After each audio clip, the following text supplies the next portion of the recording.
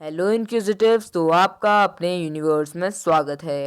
तो चलिए आज हम यूनिवर्स की बिगिनिंग के बारे में जानेंगे। यूनिवर्स, जी हाँ, वही यूनिवर्स जो 90 बिलियन लाइट ईयर अपनी डायमीटर में फैले हुए है। जी वही यूनिवर्स जो टाइनेस्ट पार्टिकल से लेकर बिगेस्ट गैलेक्सी तक, स्पेस की हर एग्जिस्टेंस तक, टाइम, लाइफ, एनर्जी, मैटर, सब कुछ, हर चीज को अपने अंदर लिए हुए है। बट अब जो क्वेश्चन अराइज होता है वो ये है कि how did it all begin. तो चलिए हम यूनिवर्स की उस हिस्ट्री में चलते हैं जब यूनिवर्स की शुरुआत हो रही थी 13.8 बिलियन ईयर्स एगो। यूनिवर्स से पहले ना तो टाइम था, ना ही मैटर था, ना ही एनर्जी थी। There was nothing. बट फिर एक बहुत ज़्यादा डेंस, बहुत ज़्यादा हॉट पॉइंट से कोई चीज़ एक्सपेंड होने लगी, and that was Big Bang. There was nothing but suddenly there was something. कोई भी एक्सप्लोजन नहीं हुआ था। There was expansion. कोई चीज़ एक्सपेंड हो रही थी। तो बिग बैंग के पहले सेकंड में बर्थ हुआ सब एटॉमिक पार्टिकल्स का। पर उस समय का टेम्परेचर बहुत ज़्यादा हाई था। उस समय टेम्परेचर 100,000 मिलियन डिग्री सेंटीग्रेड था।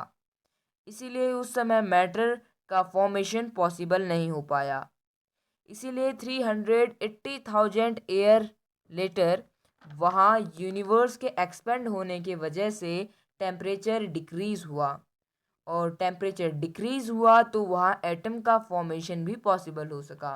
जब टेम्परेचर बहुत ज़्यादा हाई था तो प्रोटॉन्स इतने ज़्यादा एनर्जेटिक थे कि वो इलेक्ट्रॉन्स को न्यूक्लियाई के चारों ओर घूमने नहीं देते थे।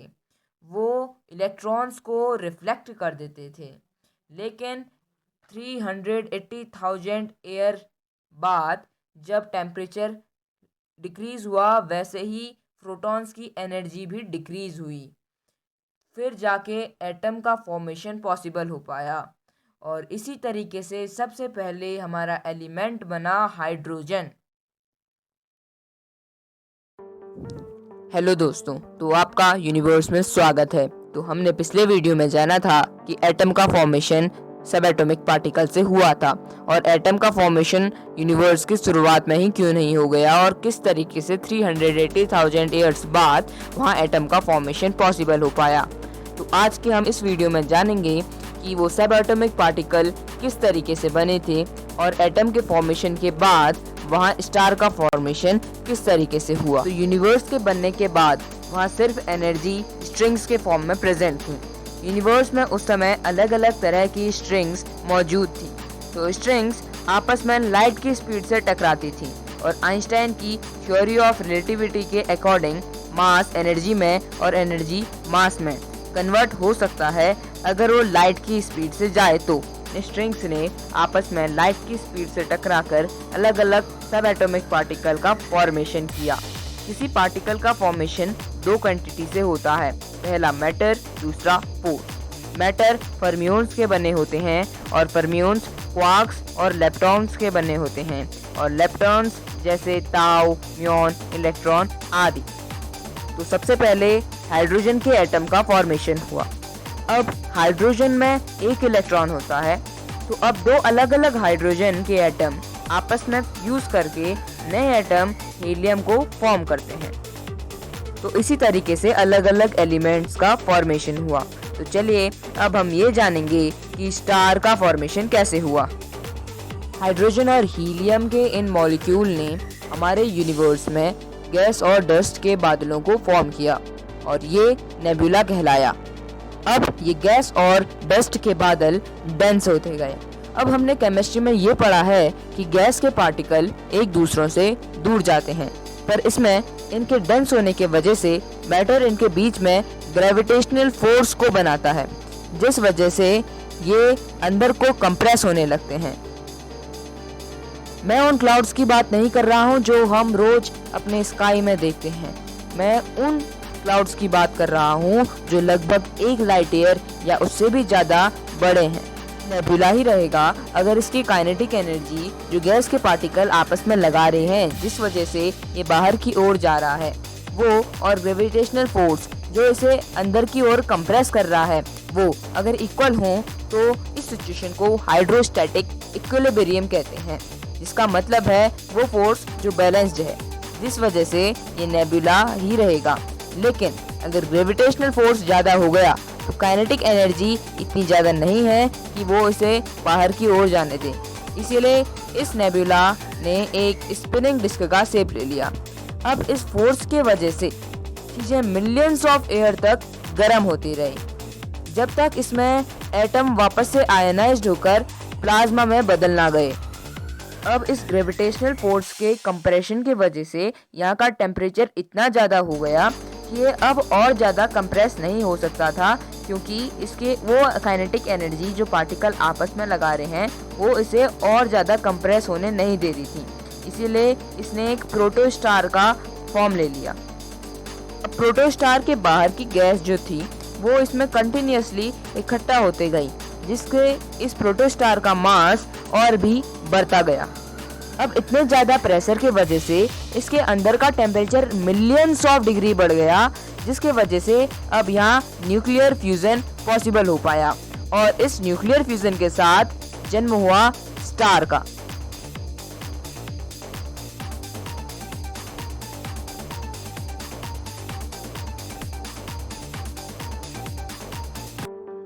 हेलो दोस्तों, आपका यूनिवर्स में स्वागत है। तो चलिए आज के वीडियो में हम ये जानेंगे कि गैलेक्सीज का फॉर्मेशन कैसे हुआ था। तो जैसा कि हमने पिछले वीडियो में जाना था कि स्टार्स नेबुला से बने थे। नेबुला डेंस होते गए थे और फिर उनमें ग्रेविटेशनल फोर्स बन गया था, जिसके वजह से वो नेबुला प्रोटोस्टार में बदला और प्रोटोस्टार में फिर न्यूक्लियर फ्यूजन हुआ, जिस वजह से वो एक स्टार बना। अब इसी तरह से पूरे यूनिवर्स में millions and billions of star बने। अब इनमें से कुछ स्टार बहुत बड़े थे। अब इनका ग्रेविटेशनल फोर्स भी बहुत ज़्यादा था। ग्रेविटेशनल फोर्स ज़्यादा होने की वजह से बाकी के स्टार्स इनकी तरफ इकट्ठा होने लगे और इस तरीके से इन्हें फॉर्म किया गैलेक्सी।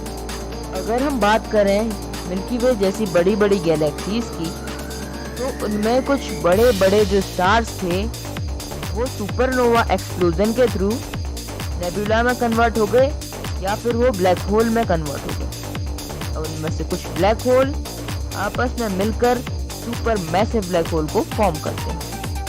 अब सुपर मैसिव ब्लैक होल के ग्रेविटेशनल फोर्स के वजह से इनके चारों ओर बाकी स्टार्स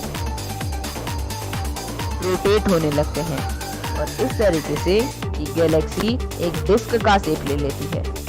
वो अब इस तरीके से ये गैलेक्सीज अपने ग्रुप, क्लस्टर, सुपर क्लस्टर को फॉर्म करने लगती हैं। इस सुपर क्लस्टर को देखो, ये है वर्गो सुपर क्लस्टर ऑफ गैलेक्सी। इसमें गैलेक्सीज के ग्रुप और क्लस्टर हैं, जैसे वर्गो क्लस्टर और जैसे लोकल गैलेक्टिक ग्रुप। अब चलिए हम लोकल गैलेक्टिक ग्रुप को देखते हैं। इसमें 50 से ज़्यादा गैलेक्सीज हैं और उनमें से कुछ बहुत ज़्यादा बड़ी भी हैं। उनमें से सबसे बड़ी गैलेक्सी है एंड्रोमेडा गैलेक्सी, जो एक स्पाइरल गैलेक्सी है।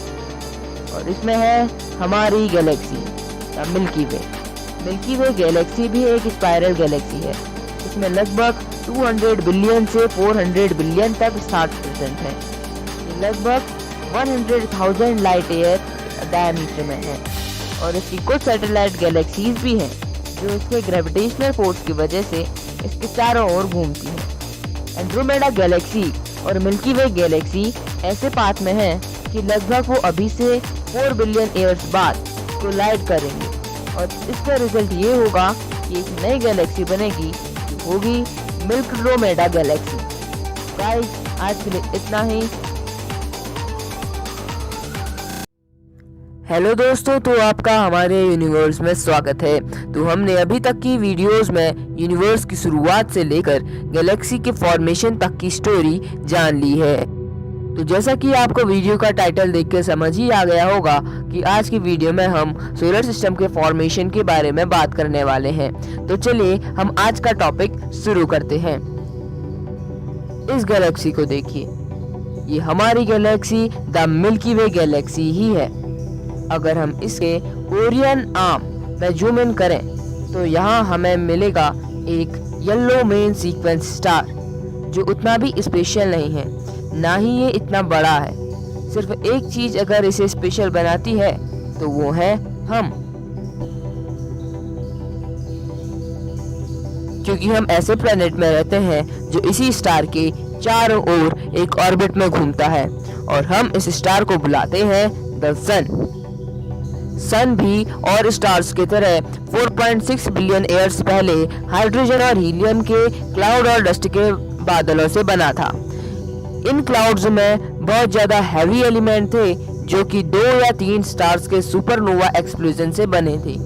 सुपरनोवा एक्सप्लोजन का मतलब कि जब स्टार्स बहुत ज्यादा बड़ा हो जाता है तब वो एक्सप्लोजन कर देता है, जिससे उसके सारे कंटेंट्स बाहर निकल जाते हैं और ये वापस से एक नेबुला बन जाता है।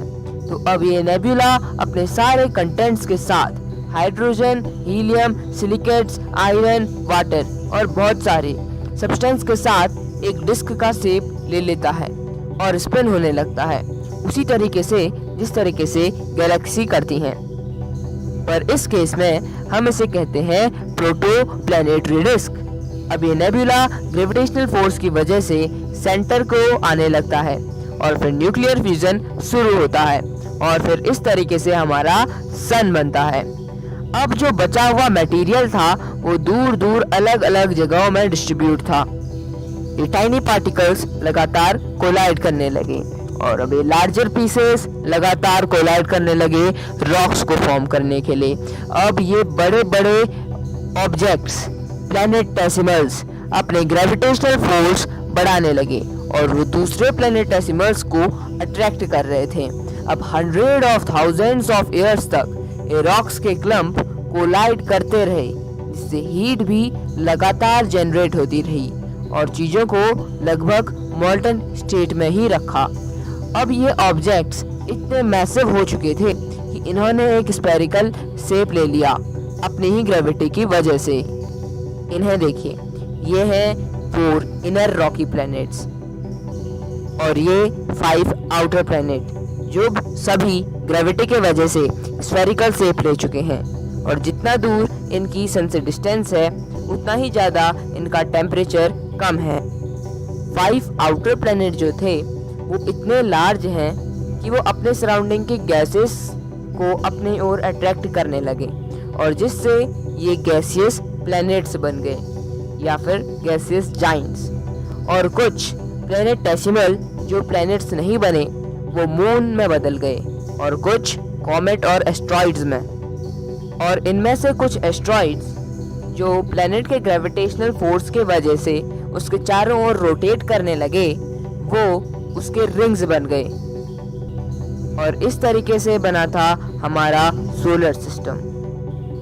और इसी तरीके से हमारे दूसरे सोलर सिस्टम्स भी बने थे। आज से लगभग कुछ बिलियन ईयर्स पहले जुपिटर और सैटर्न इस तरीके से अरेंज हुए थे कि नेपच्यून की ऑर्बिट में कुछ बदलाव हुए और जिस वजह से वो स्मॉल ऑब्जेक्ट्स को बाहर के सोलर सिस्टम से अंदर के इनर प्लैनेट्स की ओर भेजने लगा। और इस इवेंट को हम लेट हैवी बॉम्बार्डमेंट कहते हैं। तो गाइज, आज की वीडियोस में हम ये जान चुके हैं कि किस तरीके से सोलर सिस्टम का फॉर्मेशन हुआ और आने वाली वीडियोस में हम इससे आगे की स्टोरी को कंटिन्यू करेंगे। Thanks for watching this video.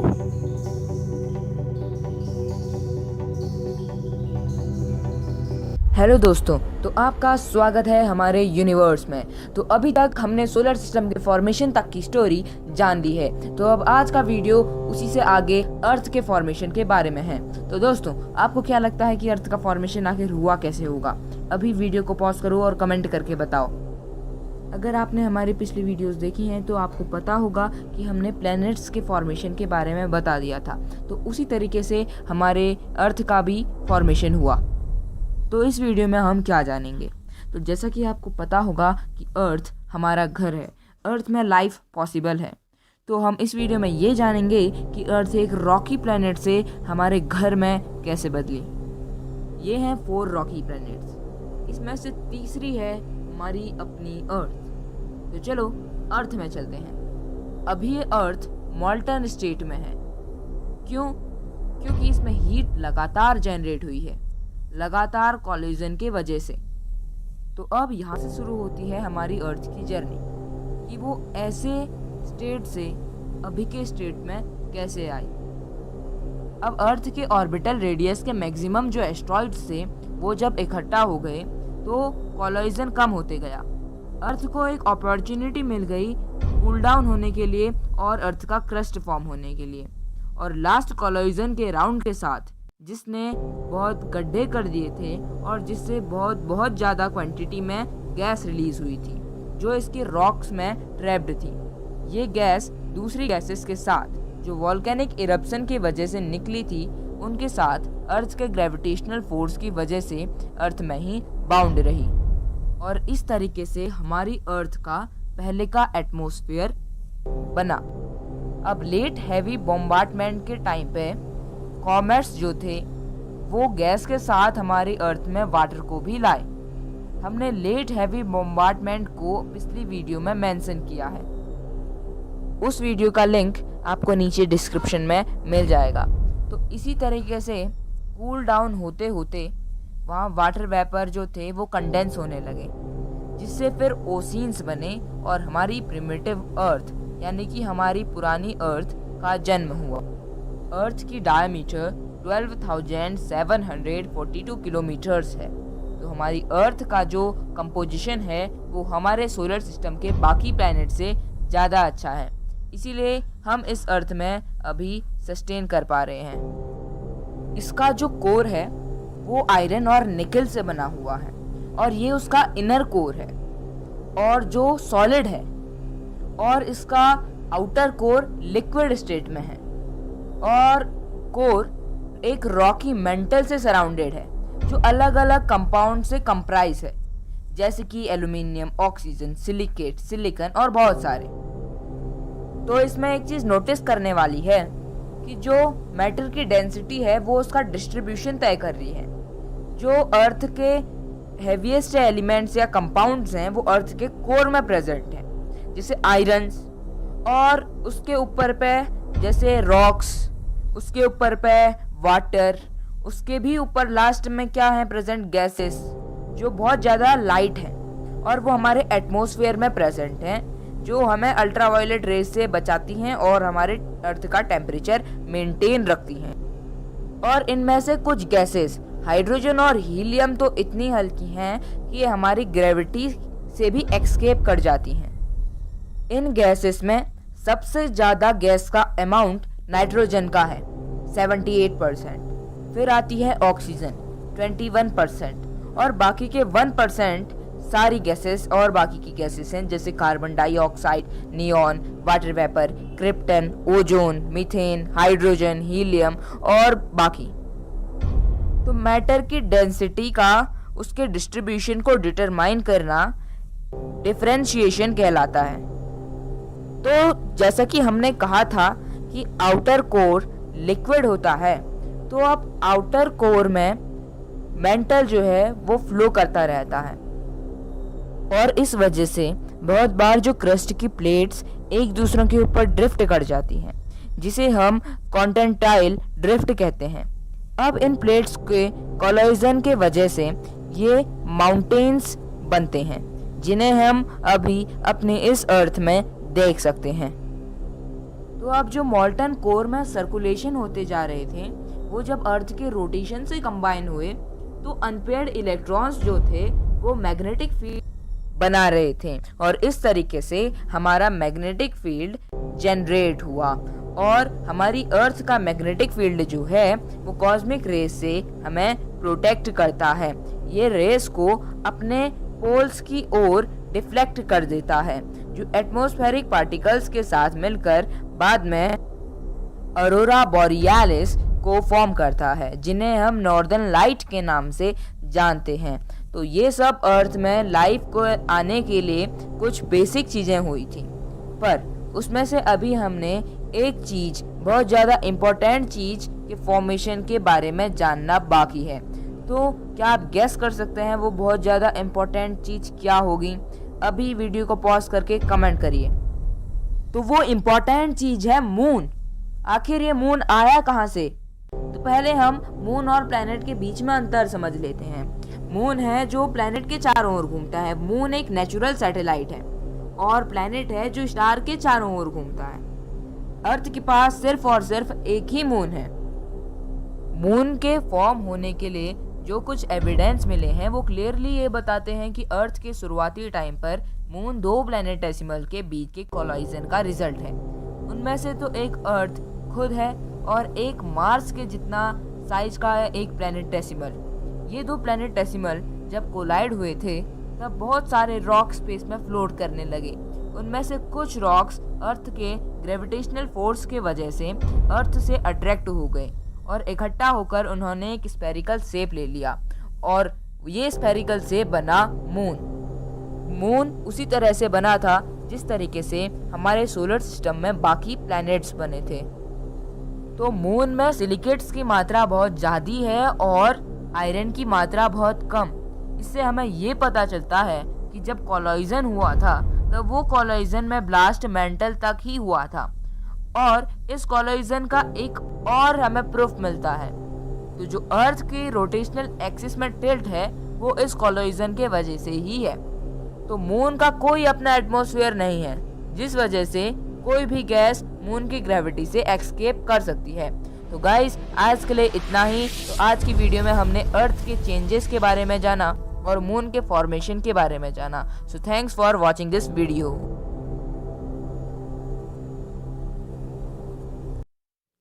Hello दोस्तों, तो आपका यूनिवर्स में स्वागत है।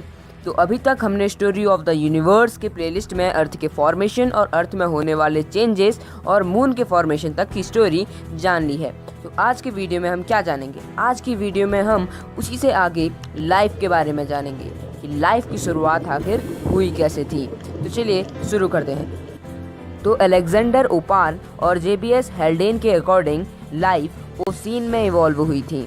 जब एटमॉस्फेयर रिड्यूस हो रहा था नए नए फेनोमेनन के साथ जैसे रेन, रिवर्स, उस समय वहाँ hydrogen, water, methane, ammonium, carbon dioxide present थी, लेकिन वहाँ ऑक्सीजन का कोई भी फ्री मॉलिक्यूल प्रेजेंट नहीं था। इन मॉलिक्यूल से ऑर्गेनिक कंपाउंड्स का फॉर्मेशन हुआ जो नॉन बायोलॉजिकली हुआ था। ये लाइटनिंग और अल्ट्रावायलेट रेस की वजह से हुआ था। अल्ट्रावायलेट रेस की वजह से क्यों? क्या उस समय ओजोन लेयर प्रेजेंट नहीं थी? जी हाँ दोस्तों, उस समय ओजोन लेयर अब्सेंट थी, इसीलिए अल्ट्रावायलेट रेस डायरेक्टली वाटर में यानी कि H2O में पड़ रही थी जिससे वो ऑक्सीडाइज हो सके और ये ऑर्गेनिक मॉलिक्यूल्स स्टेबल हो सकें और ये इकट्ठा होके फिर वार्म डाइल्यूट ब्रॉथ को फॉर्म करते हैं जिसे हम हेल्डेन सूप भी कहते हैं। ये हेल्डेन सूप एक सूप जैसा कोई सब्सटेंस होता है। अब इन सब मॉलिक्यूल में से millions of trillions of combinations के बाद दो स्पेशल टाइप के मॉलिक्यूल्स ओशियंस के किनारों में आते हैं। उनमें से एक था प्रोटीन और दूसरे थे न्यूक्लिक एसिड्स और इस तरह से शुरुआत हुई लाइफ। नहीं, अभी थोड़ी देर और, अभी कुछ और रिएक्शंस होंगी जिन्हें न्यूक्लिक एसिड्स डिक्टेट करेंगे। आप कह सकते हैं जिन्हें न्यूक्लिक एसिड्स तय करेंगे।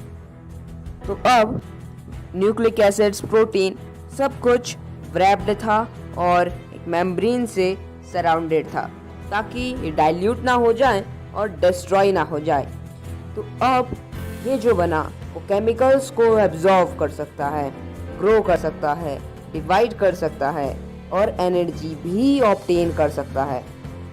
तो अब इस तरह से ये फोटोसिंथेसिस करने लग गए जिससे ऑक्सीजन प्रोड्यूस होने लगी और अब ऑक्सीजन के फ्री मॉलिक्यूल्स हमारे एनवायरनमेंट में आने लगे और ये पहला ऑर्गेनिज्म था साइनोबैक्टीरिया और इस तरह से ऑक्सीजन रिलीज होने लगी। तो अब यहाँ फॉर्मेशन हुआ ओजोन लेयर का। जी हाँ, ओजोन लेयर का। तो ऑक्सीजन के जो मॉलिक्यूल्स थे यानी कि O2 वो अल्ट्रावायलेट रेस के वजह से दो OO के मॉलिक्यूल्स में बदले और वो O2 के साथ मिलके O3 को फॉर्म करते हैं। तो इस तरीके से हमारे ओजोन बनती है, यानी कि O3। ओजोन लेयर का फॉर्मेशन इस तरह से हुआ।